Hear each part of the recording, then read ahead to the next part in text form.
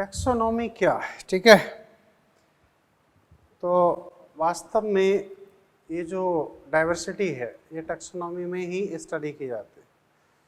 अब बात ये है कि डाइवर्सिटी ऑफ लिविंग वर्ल्ड, विभिन्न प्रकार के जीव पाए जाते हैं, ठीक है। अब आप सोचो कि टैक्सोनॉमी की ज़रूरत क्यों पड़ी। तो कह सकते हैं एक शब्द है, अच्छा यहाँ कुछ टर्म्स यूज करते हैं। तो founder of taxonomy, founder of taxonomy कौन है? टैक्सोनॉमी तो ये है अरिस्टोटल। क्या? Aristotle. Aristotle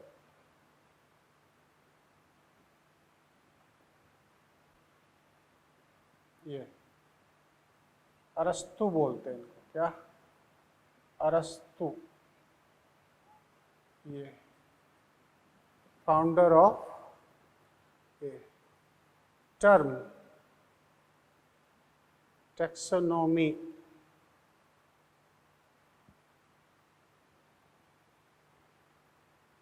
given by A.P.D. Candolle, A.P.D. Candolle, ठीक है। Father of taxonomy, father of taxonomy कौन है? Carolus Linnaeus. कैरोलस लीनियस को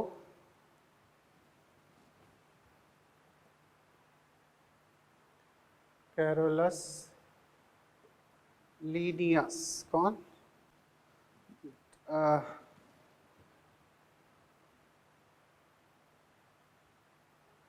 कैरोलस लीनियस है ना, ये father of taxonomy. Carolus Linnaeus को कंसिडर किया जाता है। क्यों कैरोलस लीनियस को कंसिडर किया जाता है? क्योंकि इन्होंने लगभग 10,000 प्लांट और एनिमल्स की खोज की, उनको सिस्टमैटिक पोजीशन दी टैक्सोनॉमी में, उन्होंने वर्गीकरण स्थापित किया, मतलब एक कैटेगराइज किया, ठीक है। तो कह सकते हैं इन्होंने लगभग 10,000 पौधों, जंतुओं एवं पौधों का वर्गीकरण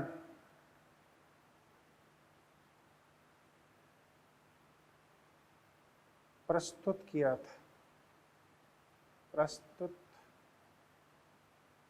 था, ठीक है। ऐसे तो इसीलिए इन्हें फादर ऑफ टैक्सोनॉमी के नाम से भी जाना जाता है। ओके, अब जैसे father of Indian taxonomy, father of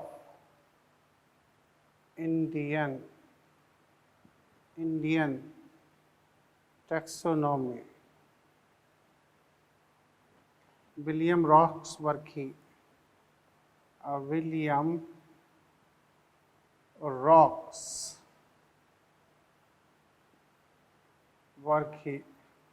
ये विलियम रॉक्सवर्ग या रॉक्सवर्की, ये इन्हें father of Indian taxonomy consider किया जाता है। ये है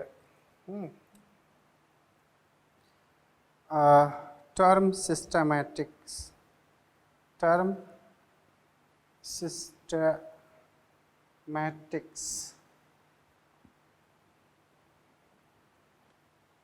given by Carolus Linnaeus, Carolus Linnaeus, Carolus Linnaeus ने ही ये सिस्टमैटिक्स टर्म दिया था, और ये सिस्टमैटिक टर्म उन्होंने हासिल किया था या ऑब्टेन किया था या प्राप्त किया था अपनी एक किताब सिस्टेमा नेचुरी से, है ना। तो कह सकते हैं सिस्टेमा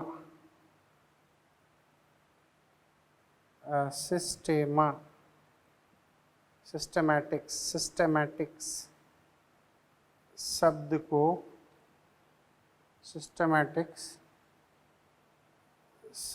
को कैरोलस लीनियस ने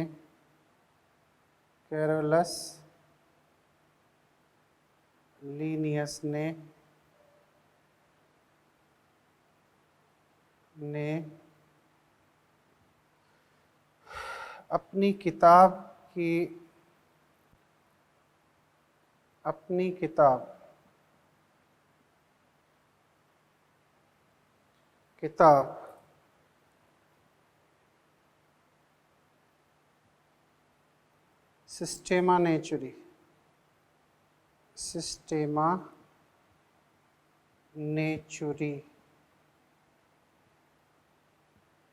सिस्टेमा नेचुरी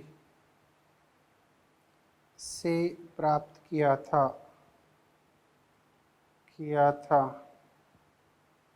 या के आधार पर दिया था, ऐसे भी कह सकते हो। ठीक है, अब टेक्सोनॉमी की जरूरत क्यों पड़ती है तो समझ लेते हैं। प्रकृति में में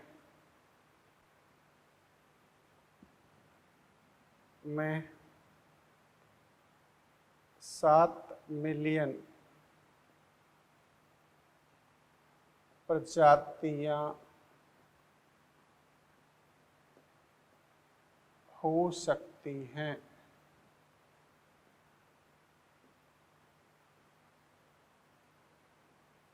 जबकि कुछ वैज्ञानिक तो ये मानते हैं कि 20 से 25 मिलियन तक हो सकते हैं, लेकिन रॉबर्ट ने, एक साइंटिस्ट हैं, 12th के एनसीईआरटी में लिखे हैं, तो उनके अनुसार 7 मिलियन, जिनमें से 1.7 या 1.8 को डिस्कवर किया जा चुका है, प्रजातियां हो सकती हैं। इन्हें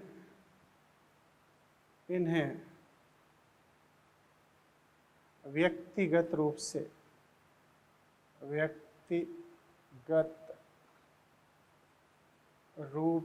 से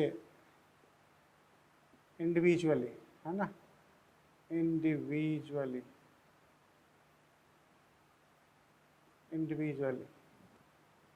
अध्ययन करना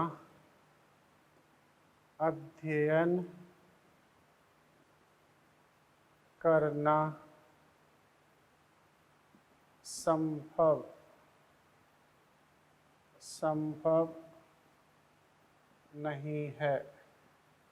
अध्ययन करना संभव नहीं, अतः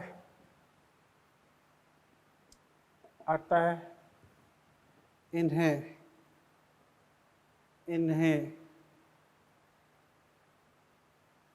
लक्षणों की समानता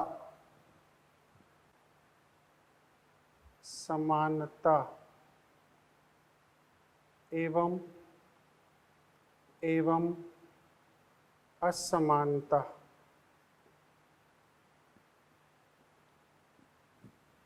इन्हें लक्षणों की समानता एवं असमानता के आधार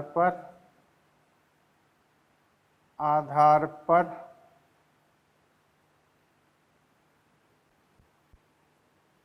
अलग अलग समूहों अथवा श्रेणियों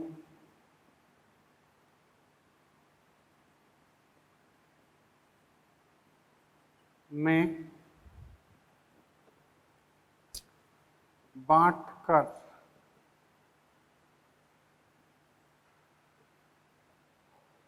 अध्ययन किया जा सकता है। अध्ययन किया जा सकता है।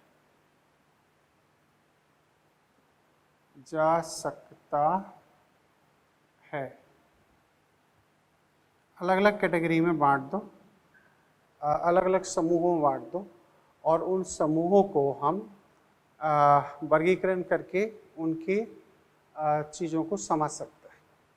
अच्छा, सकता है वर्गीकी टैक्सोनॉमी में प्रमुख 4 शब्दों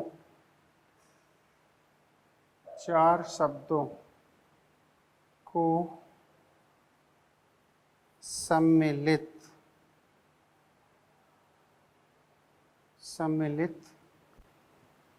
किया जाता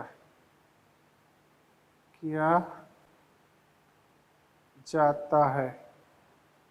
ठीक है, कौन कौन से हैं? पहला है कैरेक्टराइजेशन, लाक्षणी भवन। दूसरा है आइडेंटिफिकेशन। ठीक है, तीसरा है नोमेनक्लेचर एंड क्लासिफिकेशन। ठीक है, तो क्लासिफिकेशन और फिर उसके बाद में आता है तो nomenclature, classification and nomenclature. Classification and nomenclature, क्या? नोमेनक्लेचर। ठीक है, तो लाक्षणी भवन, पहचान, वर्गीकरण और नामकरण। ठीक है, तो ये 4 शब्द हैं। लाक्षणी भवन, फिर ये लाक्षणीकरण, फिर है पहचान और फिर है वर्गीकरण और फिर है आपका नामकरण। ठीक है, नोमेनक्लेचर। तो ये सारे शब्द मिलकर एक टैक्सोनॉमी को रिप्रेजेंट करते हैं। ठीक है, अच्छा जी, तो थोड़ा सिस्टमेटिक्स की बात हो जाए। अब टैक्सोनॉमी तो है, अब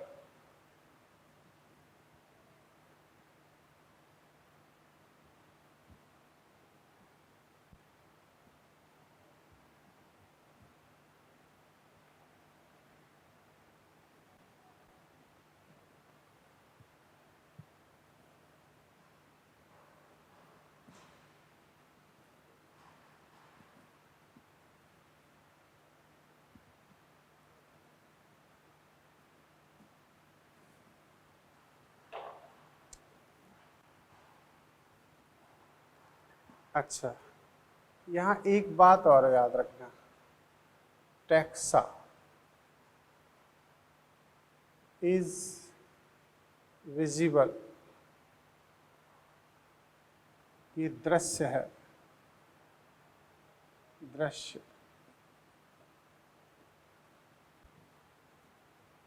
जबकि श्रेणी,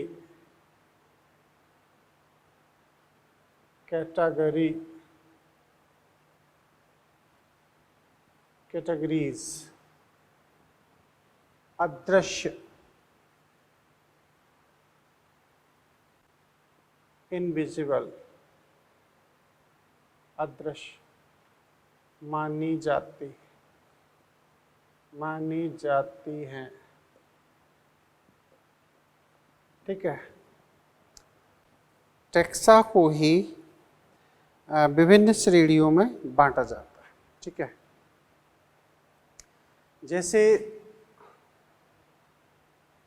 जैसे आम है। ठीक है, आपको आम दिखाई देगा तो ये आम टैक्सा हो गया। गेहूं का प्लांट दिखाई देगा, डॉग दिखाई देगा, इंसान दिखाई देगा, लेकिन आपको उसमें ये नहीं दिखाई देगा कि ये जैसे आम है तो डाइकॉट प्लांट, ये आपको नजर नहीं आएगा, है ना। जैसे टमाटर है, टमाटर की फैमिली सोलेनेसी है। इसे एक इंसान जो बायोलॉजी को ठीक से नहीं जानता, वो ये नहीं बता सकता है कि ये सोलेनेसी फैमिली का मेंबर है, ये पॉलीमोनियल्स ऑर्डर का मेंबर है, ये डाइकोटिलिटनी का मेंबर है, ये एंजियोस्पर्म का मेंबर है, ये फैमिली सोलेनेसी का मेंबर है, ये नहीं बता सकता। तो इसीलिए कहा था टैक्सा तो विजिबल होता है, लेकिन उसकी जो टैक्सॉन है या कैटेगरी है वो इनविजिबल होती है। जैसे आपका भाई एक पुलिस में भर्ती होता है, मान के चलो कि वो सब इंस्पेक्टर बनता है, 5 साल 10 साल बाद वो उसमें एक और स्टार जुड़ जाता है, उसकी रैंक बढ़ जाती है, कैटेगरी बढ़ जाती है, श्रेणी बढ़ जाती है, वो DYSP बनता है, SP बनता है, IG बनता है, DIG बनता है। तो अल्टीमेटली आपका भाई है तो आपको तो अपना भाई नज़र आएगा, ठीक है, लेकिन उसकी श्रेणी हर 10 साल बाद बदल रही है तो वो एग्जैक्टली नज़र नहीं आएगी। क्यों? क्योंकि तुम्हारे तो वो ब्रदर हैं, तो तुम तो उनको भाई के कंसर्न में ही देखोगे, तुम्हारे लिए IG, DIG, DSP, SP का कोई मतलब नहीं है, ठीक है ना।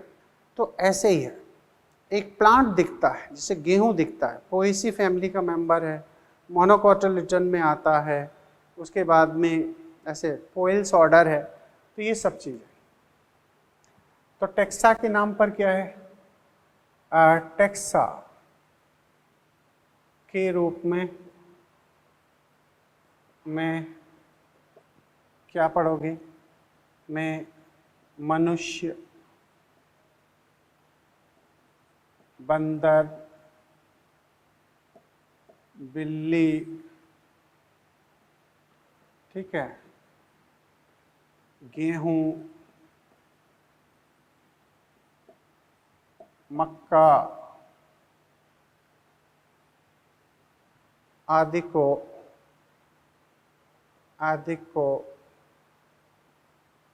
सम्मिलित कर सकते,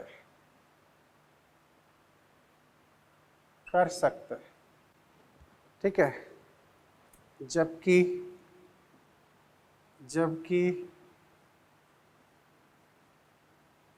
श्रेणी के रूप में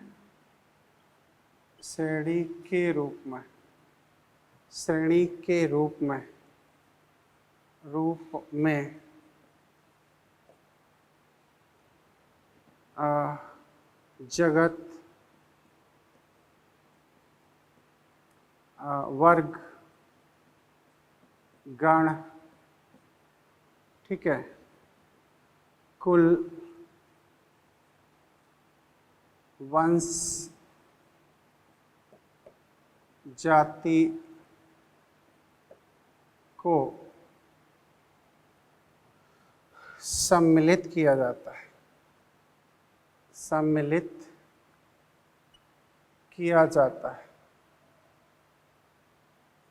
है, ठीक है। ये तो ये बात हो गई, क्लियर, सम्मिलित किया जाता है। अच्छा, अब बात कर लेते हैं सिस्टमैटिक्स की। क्या? सिस्टमैटिक्स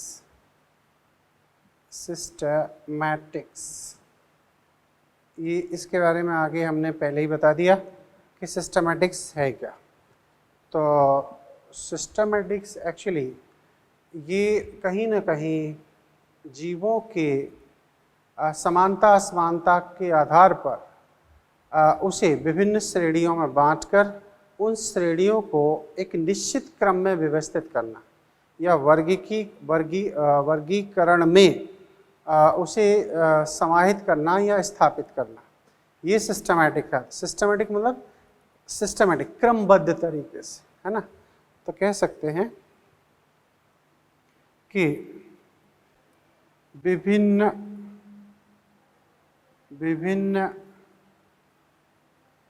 नए खोजे गए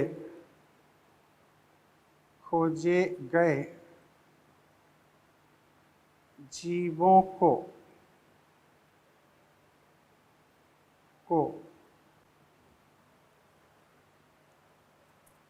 उनके लक्षणों के आधार पर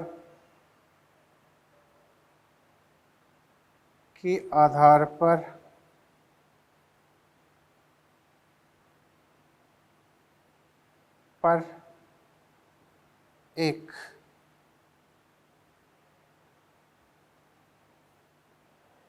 वर्गीकरण में सम्मिलित करना,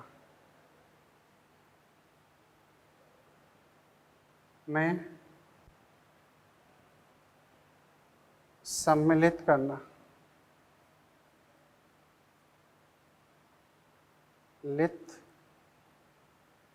करना सिस्टमैटिक्स कहलाता है।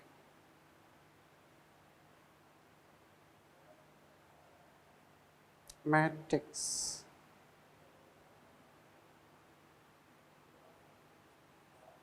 कहलाता है। इसमें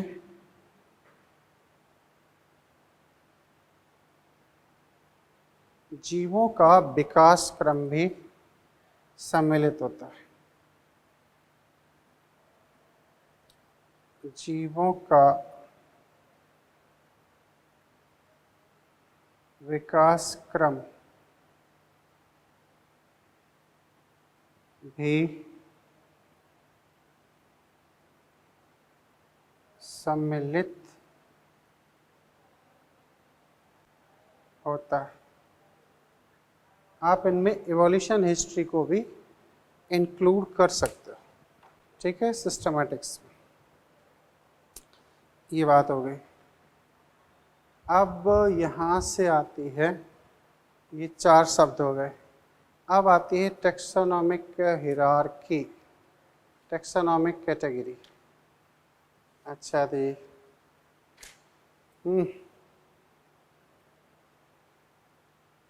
टेक्सोनोमिक कैटेगरी, या इससे पहले हम लोग स्टडी कर लें क्या?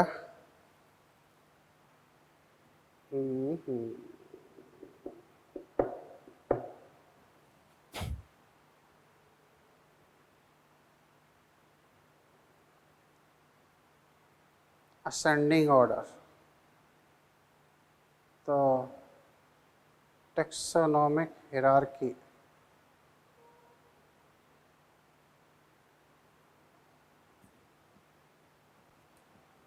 तो नेक्स्ट हम देखते हैं टेक्सोनोमिक हिरार्की।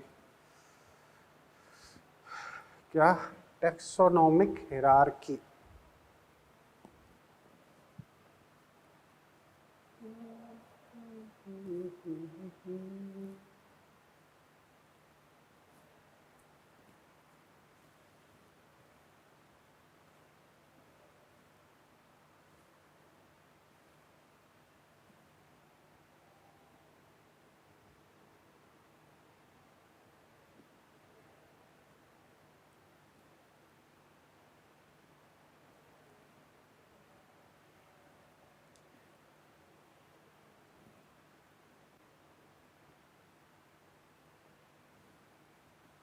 ठीक है, तो नेक्स्ट हेडिंग है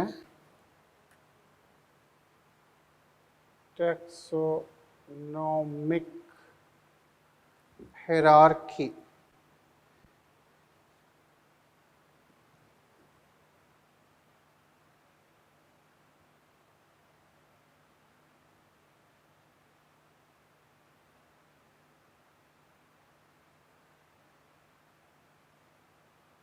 हायरार्की, क्रम। तो ये क्या है?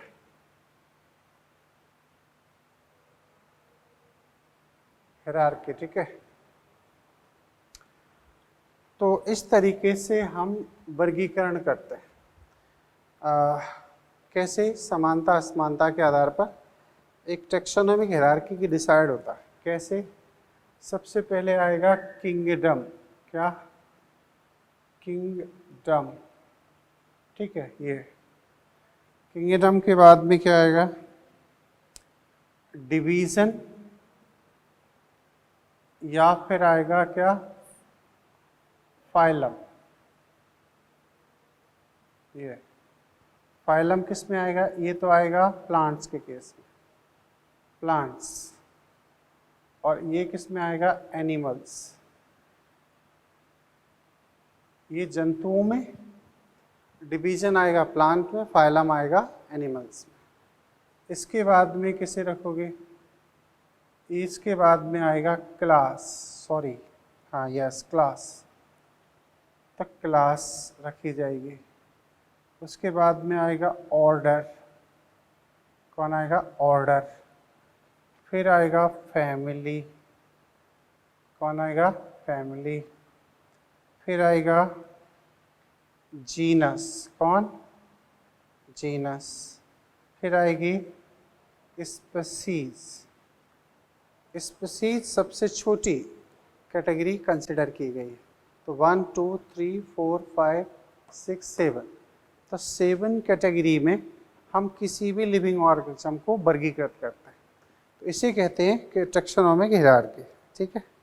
तो कह सकते हैं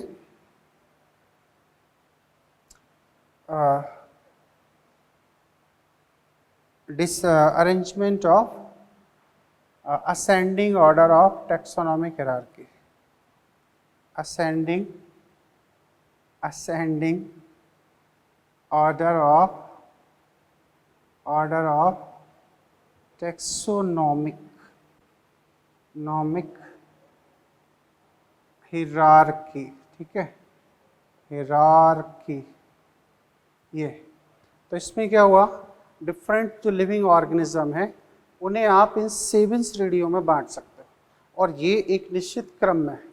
जैसे मैं फॉर एग्जांपल आपको ये चीज़ें एक्सप्लेन करूँ तो इसमें हम एक मकोई के प्लांट को क्लासिफाई करके बताते हैं।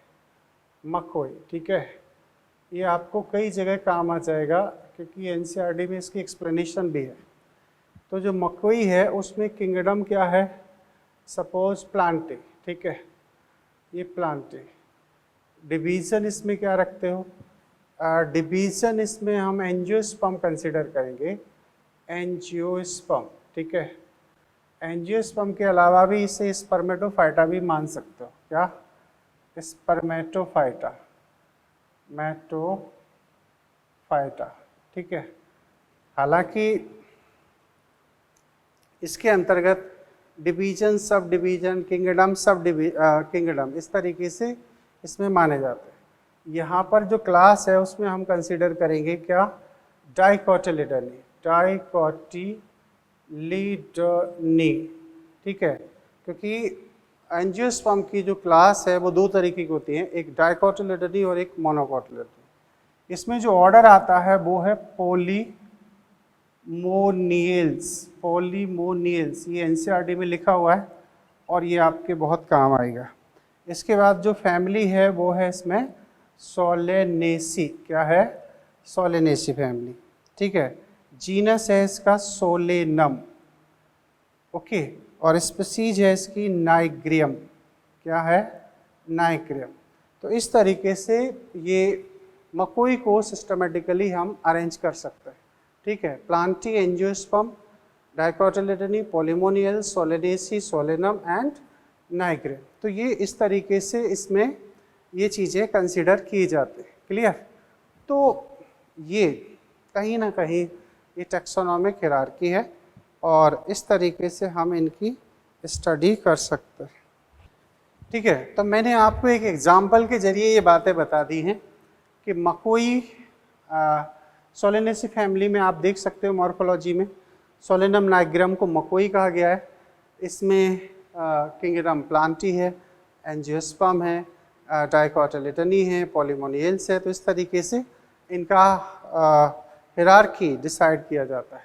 अब इंटरेस्टिंग चीज़ ये है कि आपको एक मकोई का प्लांट नजर आएगा, लेकिन आपसे कहो कि उसमें प्लांट में पॉलीमोनियल्स नजर आएगा, नहीं।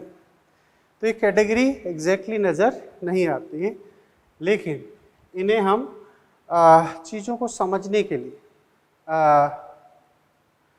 स्टडी करते हैं, ठीक है।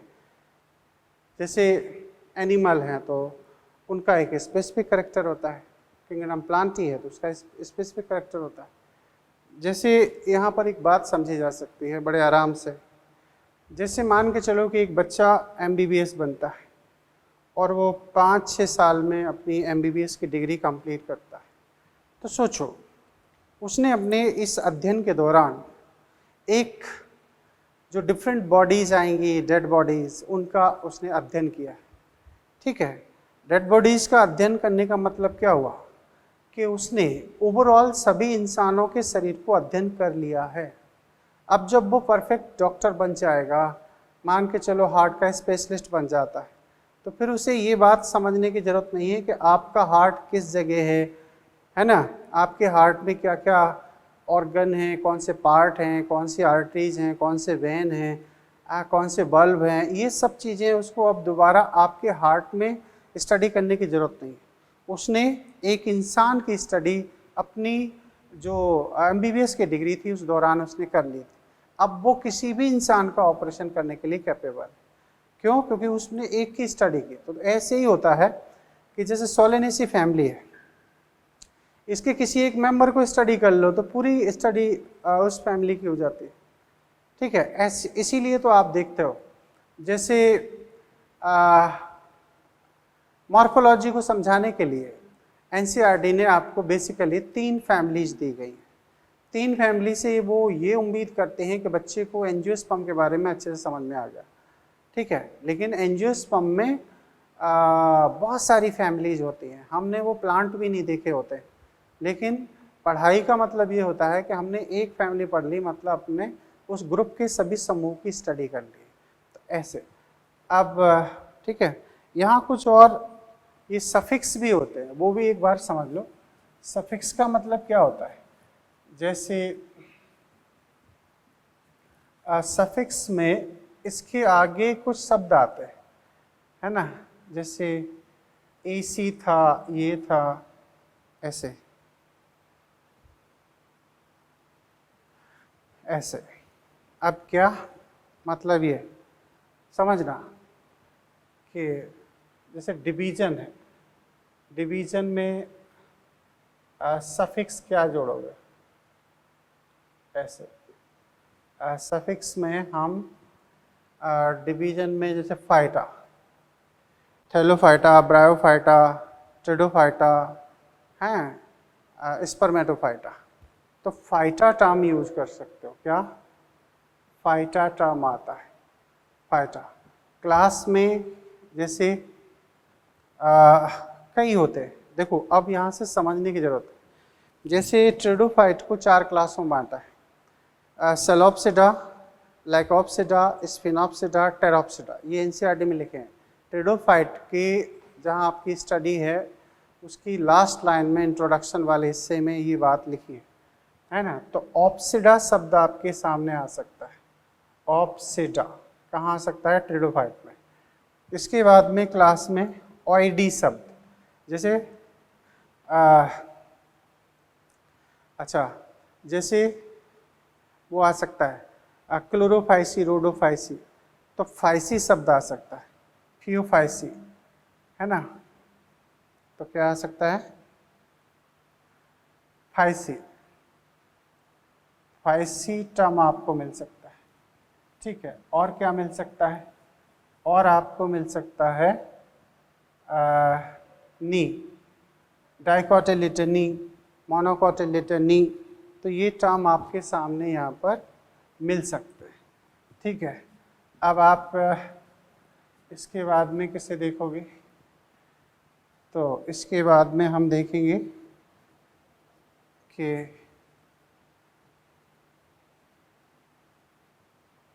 यहाँ पर ऑर्डर में कौन सा सफिक्स आता है, तो इसमें आता है else, ALES, else.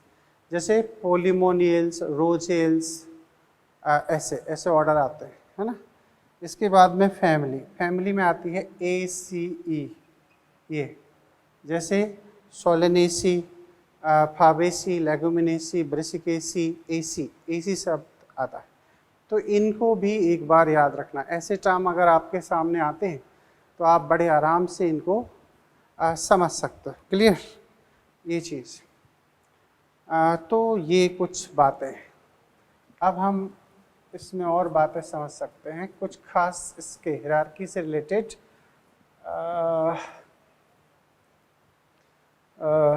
Term use करते हैं, कुछ स्पेशल पॉइंट हैं इसके, वो यहीं पर समझ लेते हैं। कैसे? जैसे कहा जाता है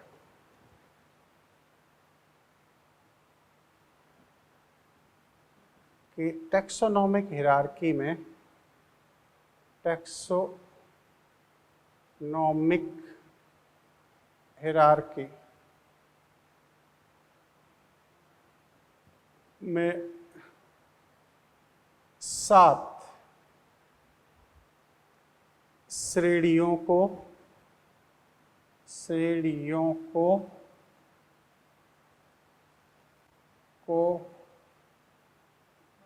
सम्मिलित किया जाता है। ठीक है, श्रेणियों को सम्मिलित किया जाता है। अच्छा,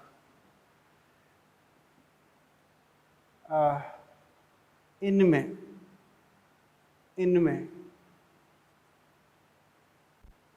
जाति, स्पीशीज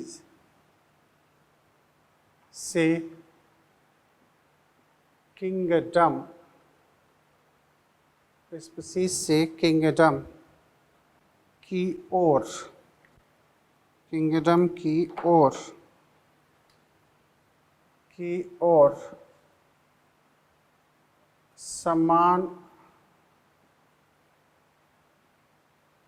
समानता के लक्षणों में कमी आती है। ठीक है, आती है। जैसे जैसे आप स्पीशीज देखोगे तो स्पीशीज में जो सेम स्पीशीज होंगे वो ज़्यादा कैरेक्टर आपस में शो करेंगे, और जैसे जैसे ऊपर की तरफ जाओगे वहाँ पर धीरे धीरे समानता के लक्षण अलग होते चले जाएंगे। जैसे सरल सा एग्जाम्पल, ठीक है, आप देखो एनीमेलिया में नॉन कॉर्डेट और कॉर्डेट दोनों को रखा जाता है। अब आप सोचो, आपको केंचुए के साथ रखा गया, आपको एक मच्छर के साथ रखा गया, आपको एक सिलेंट्रेटा के साथ, हाइड्रिला के साथ रखा गया, हाइड्रा, आपको एक स्पंज के मेंबर के साथ रखा गया। ठीक है, तो आप में और उसमें समानता तो है नहीं। आपको यूगलिना के साथ रखा गया, कहीं ना कहीं वो भी एनिमल में कंसिडर होता है, यूगलिना नहीं, अमीबा। तो ये सब चीज़ें कही जाती हैं। ठीक है, अच्छा, और अगर यही चीज़ उल्टी की जाए, किंगडम से स्पीशीज की ओर आओगे तो समानता के लक्षणों में बढ़ोतरी होगी। ठीक है, ऐसे। तो ये उल्टा या सीधा इस तरीके से आप अरेंजमेंट कर सकते हो। विभिन्न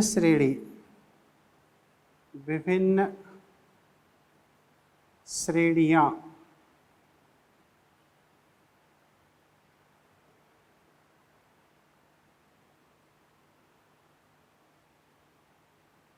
जीवों के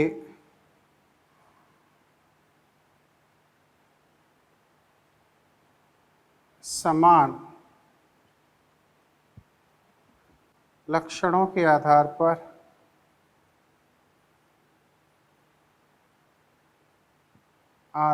पर निर्मित की जाती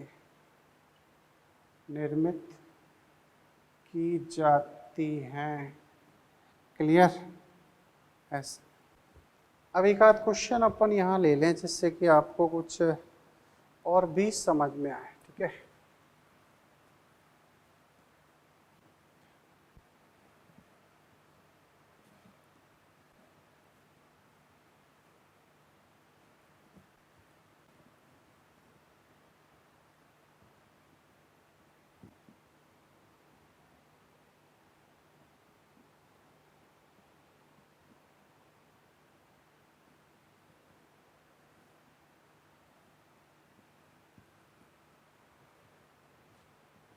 जैसे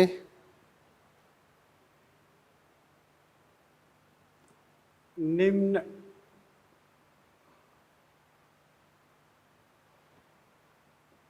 श्रेणियों में सबसे अधिक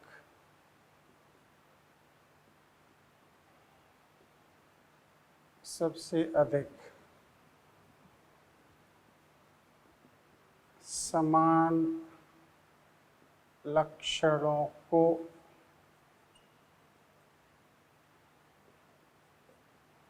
प्रदर्शित करता है।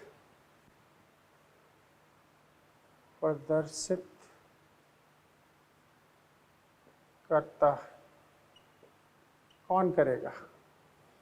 जैसे एक है डिवीज़न, दूसरा है ऑर्डर, तीसरा है फैमिली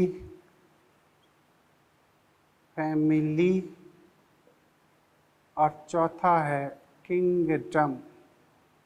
बोलो किसमें समानता के लक्षण ज़्यादा होंगे? तो ऑब्वियसली इसमें फैमिली के लक्षण सबसे ज़्यादा समानता को दर्शाएंगे। Is that clear? ऐसी बात है। अब जैसे मान के चलो कि इसमें एक और क्वेश्चन है, निम्न शब्दों पर विचार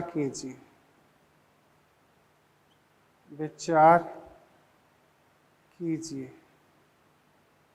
ठीक है, कीजिए। अब कैसे विचार कीजिए? जैसे मैं कुछ शब्द देता हूँ, जैसे आपका है पॉलीमोनियल्स,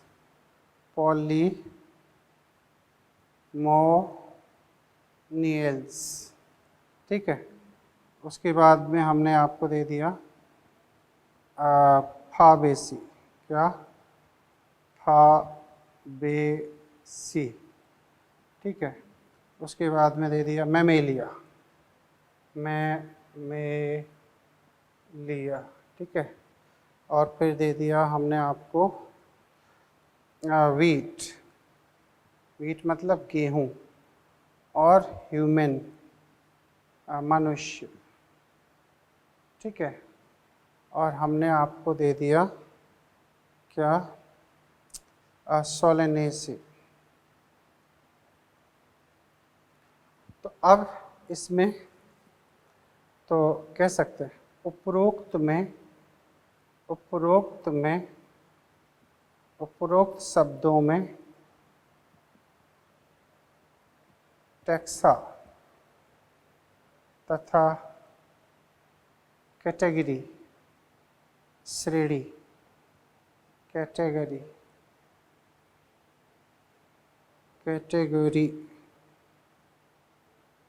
श्रेणियों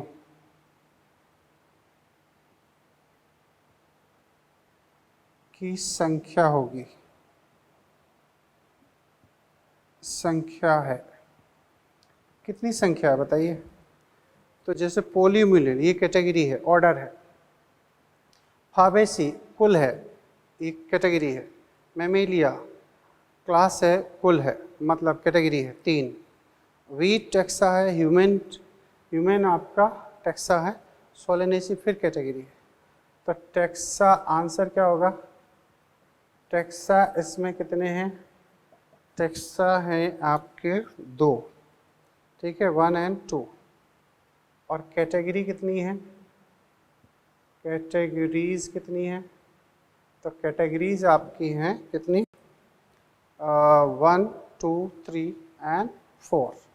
तो 4 आपकी कैटेगरी। आंसर इस तरीके से आपको ये कंसीडर करने पड़ेंगे, ठीक है। अब यहाँ पर एक अच्छा क्वेश्चन इस बात के लिए भी है कि एक क्वेश्चन है, एल्सेशियन किसकी वेराइटी है? इसी जगह है और यहाँ से क्वेश्चन बनता है। Alsatian is a variety of, ठीक है, एल्सेशियन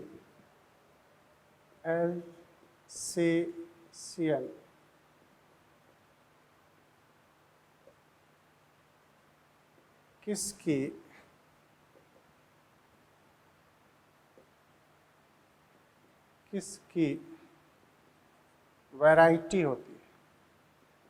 वैरायटी होती है, ठीक है। इसमें है पहला कैट, दूसरा है डॉग, तीसरा है ह्यूमन, चौथा है मकोई। बोलो। तो याद रखना, बढ़िया क्वेश्चन है। डॉग इसका राइट आंसर है।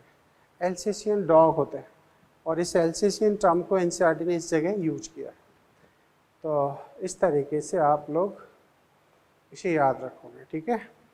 कल फिर हम लोग आगे टेबल बनाएंगे, टेबल से सारी चीज़ों को पढ़ेंगे।